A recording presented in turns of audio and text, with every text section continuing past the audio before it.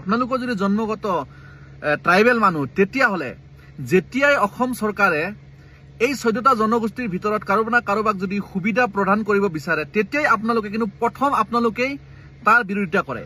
প্ৰথম কথাটো চাওক, তেওঁলোকে কৈছে তেওঁলোকে জন্মগত ট্ৰাইবেল মানুহ।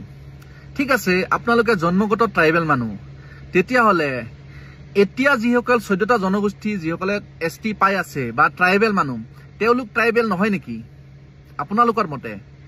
যদি হয় তেওঁলোক আৰু আপোনালোকৰ যদি জন্মগত ট্ৰাইবেল মানুহ, তেতিয়াহলে যেতিয়াই অসম চৰকাৰে এই 14টা জনগোষ্ঠীৰ ভিতৰত কাৰোবাক যদি সুবিধা প্ৰদান কৰিব বিচাৰে তেতিয়াই আপোনালোকে কিন্তু প্ৰথম আপোনালোকেই তাৰ বিৰোধিতা কৰে।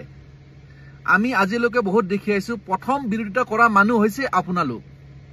আকৌ আপোনালোকে ST বিচাৰি আছে। চাওক, আপোনালোকে যদি জন্মগত ST হয় তেতিয়াহলে আমি এতিয়াৰ যিসকল জনজাতি তেওঁলোকো ST ভাই হৈছে না নাই? যদি ভাই হৈছে, আপোনালোকে যেতিয়া অসম চৰকাৰে কিবা অনুদান দিয়ে আপোনালোকে বিৰোধ কিয় কৰে?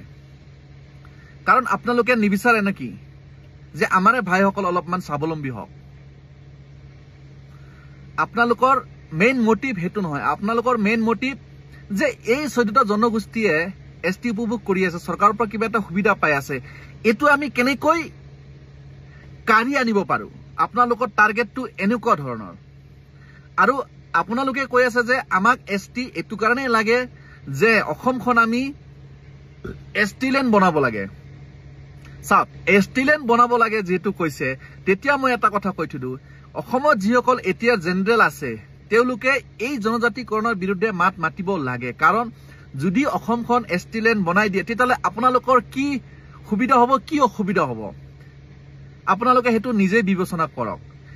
এইটো যাতে পৰ্যায় আহি নপৰে হেতুৰ কাৰণে আপোনালোকেও ভাবো আমাৰ লগত আহি আপোনালোকেও এই জনজাতিকৰণৰ বিৰুদ্ধে মাত মাতিব লাগে।